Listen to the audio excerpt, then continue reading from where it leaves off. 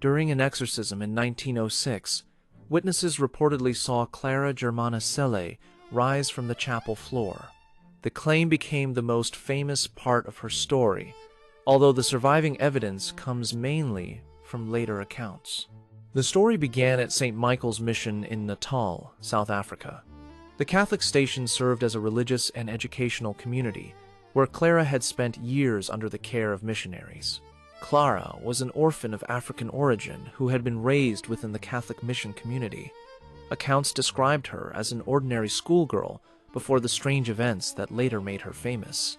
Before the reported disturbances, Clara followed the routines of mission life. She attended lessons, participated in religious activities, and lived alongside the other girls under the supervision of the sisters. Clara later reportedly told her confessor, Father Erasmus Herner, that she had made a pact with Satan. This confession became the starting point for the missionaries' interpretation of what followed. According to later accounts, Clara's behavior began changing. Witnesses described unusual speech, strange reactions, and episodes that increasingly concerned the missionaries caring for her. Some accounts claimed Clara spoke in an altered voice and appeared to understand languages unfamiliar to her. These reports later became central to claims that something other than ordinary behavior was involved.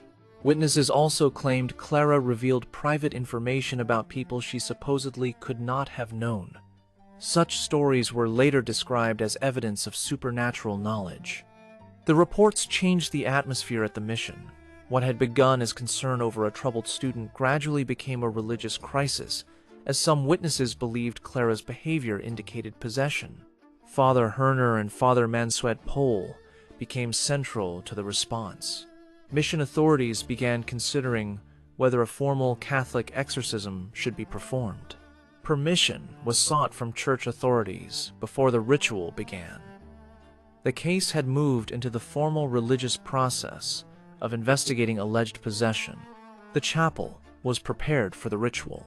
Priests, sisters, and other members of the mission community gathered while Clara was brought into the space where the exorcism would take place. The first exorcism reportedly began in September 1906. The priests recited prayers while witnesses watched Clara closely, expecting the ritual to reveal the truth. Accounts described Clara resisting violently. One report claimed she seized a priest's stole and attempted to choke him. Such details come from later written tradition. The ritual reportedly continued for many hours. Priests repeat the prayers while witnesses remained present, and the exhausting process continued into the evening. When the first session ended, the reported disturbance had not been conclusively resolved. The missionaries faced another difficult night before the ritual was resumed. The ritual resumed the following day. Witnesses again gathered inside the chapel as the priests continued the prayers and attempted to bring the episode to an end. Later accounts claimed Clara suddenly rose above the floor during the ritual. This alleged levitation became the most famous detail of the case, although the record is disputed. Later accounts described a large group witnessing the events inside the chapel. The story was remembered as an unusually public alleged possession case. The first exorcism was eventually considered successful by the missionaries involved. Clara reportedly returned to ordinary life, leaving the community to believe it had ended. For a period, Clara appeared to return to normal life. The mission continued its daily work, and the extraordinary events of 1906 seemed to have passed. Later accounts claim that Clara suffered another disturbing episode after the first exorcism. The recurrence reopened the question of whether the ritual had truly ended the problem. According to later accounts, another exorcism was eventually performed. The case had now become a continuing concern rather than a single, unexplained episode at the mission. Years later, Father Herner wrote accounts describing the events. These writings became an important source, but they were not contemporary recordings made during every event. The story changed as it was retold. Later publications added dramatic details, while some claims were challenged. Separating testimony from later embellishment is essential. The central problem is evidence. Much of the surviving story comes from accounts written years after the events, including testimony about incidents the writers did not personally witness. Possession is one interpretation, but it is not the only possibility. Psychological, medical, and social explanations have also been proposed, though none can now be tested. Later accounts stated that Clara lived for several years after the reported possession episodes. She eventually died young, leaving behind a story whose supernatural reputation would grow. Clara Germana Cele became part of the history of alleged possession cases. Her story survives because witnesses reported extraordinary events transformed into an enduring mystery. More than a century later, the reports surrounding Clara remain disputed. The evidence cannot provide a final answer. The mystery remains unsolved. August 1901, two British women visited Versailles. What happened in its gardens would later become one of history's strangest alleged time-slip encounters. Charlotte Moberly was an educated British woman and principal of St. Hugh's Hall in Oxford. She had come to France with a colleague, Eleanor Jourdain. Eleanor Jourdain was also an academic and educator. The two women were traveling together while researching locations connected with French history. On August 10th, they explored the grounds surrounding Versailles. They eventually decided to visit the Petit Trianon, Marie Antoinette's famous retreat. According to their later account, they accidentally took an unfamiliar route. The gardens suddenly seemed quieter, emptier, and strangely disconnected from the crowds.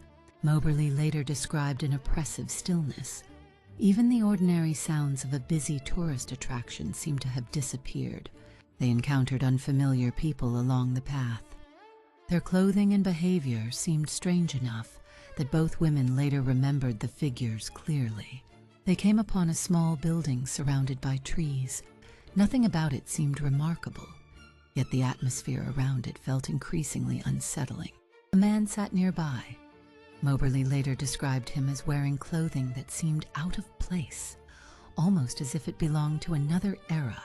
Then Moberly saw a woman seated near a small building. She appeared to be wearing an old-fashioned dress and quietly drawing or sketching. More figures appeared around them. Their clothing seemed increasingly archaic, and the entire scene felt unlike the Versailles they believed they had entered. The women continued forward, confused by what they were seeing. Neither understood why the familiar palace grounds suddenly felt so unfamiliar. The experience seemed to reach a strange peak. Later, both women would describe the surroundings as having an unnatural, almost dreamlike quality. Eventually, they reached the Petit Trianon. The confusion began to lift, and the familiar surroundings seemed to return. The ordinary world seemed to return. Visitors appeared, familiar sounds came back, and the strange atmosphere disappeared. The women discussed what they had experienced. They were troubled by how unusual the encounter seemed, and began recording their memories separately. Their later accounts contained similarities, but also differences. They believed those similarities strengthened the case that something extraordinary had happened. The most extraordinary interpretation soon emerged. Perhaps they had somehow witnessed Versailles as it appeared before the French Revolution. In 1911, they published their account under the pseudonyms Elizabeth Morrison and Frances Lamont. The book was titled An Adventure. The story attracted public attention. Some readers considered it evidence of a paranormal encounter, while others searched for ordinary explanations. The identity of the woman remains uncertain. Whether she was Marie Antoinette, a visitor, a reenactor, or simply a mistaken memory cannot be established. More than a century later, the central question remains unchanged. Did the women briefly encounter another era, or did they experience something entirely ordinary? The Moberly-Jourdain incident remains unexplained, but not proven paranormal. Two women entered the gardens in 1901 and left behind a mystery that still refuses to disappear. 2011, a family moved into a rental home in Gary, Indiana. Within months, they claimed the house had become the center of something they could not explain. At first, there was nothing remarkable about the property. It was simply an aging family home. But according to the Ammon's family, strange events soon began inside. The family reported hearing unexplained footsteps and movement inside the house, even when everyone was accounted for. The sounds seemed to come from empty rooms. Objects were reportedly moved without explanation. What began as unsettling disturbances gradually became more frightening, especially when the children claimed to experience them too. LaToya Ammons believed something was affecting her children. Their behavior became increasingly disturbing, and the family began searching for an explanation. The family reportedly experienced increasingly violent disturbances. Fear replaced ordinary life, and LaToya began documenting what was happening around her home. Eventually, police were called to the property. Their involvement became one of the reasons the case attracted attention beyond the Ammons family. Officers investigated the family's reports, but the house offered no simple explanation for what they described. The strange claims continued. The children reportedly described frightening encounters inside the house. Their accounts contributed to growing concern among adults involved with the family. One of the most disturbing claims involved the staircase. Family members reported seeing children behave in ways they believed were impossible, including alleged attacks and unnatural movement. The children were eventually taken to medical professionals. Their unusual behavior and injuries became part of the growing record surrounding the case. Medical staff documented what they observed. Some later accounts became central to the family's claim that something supernatural was occurring. Child services personnel also became involved. Authorities had to consider whether the children were experiencing genuine danger, psychological distress, or something else. With ordinary explanations failing to satisfy her, LaToya sought help from people who believed the house might have a spiritual problem. Christian clergy arrived at the house carrying religious materials. The family believed the disturbances could have a supernatural cause and asked for spiritual intervention. Prayers were performed inside the house. According to the family's accounts, disturbing events continued despite these attempts to restore peace. The case escalated when family members claimed that the children were displaying signs of possession. These accounts remain among the most controversial parts of the story. One reported incident described a child behaving violently and allegedly speaking in an unusual manner. Witnesses interpreted the behavior as supernatural, while others questioned that conclusion. As reports spread, the Gary property gained a frightening reputation. The story moved beyond one family and became a widely discussed paranormal case. The property eventually became known as the Demon House.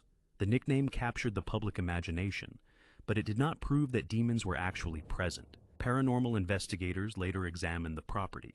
They searched for evidence that might support or challenge the family's supernatural claims. The investigators reported unusual experiences, but paranormal evidence is difficult to verify scientifically. The distinction between testimony and proof remains central to the case.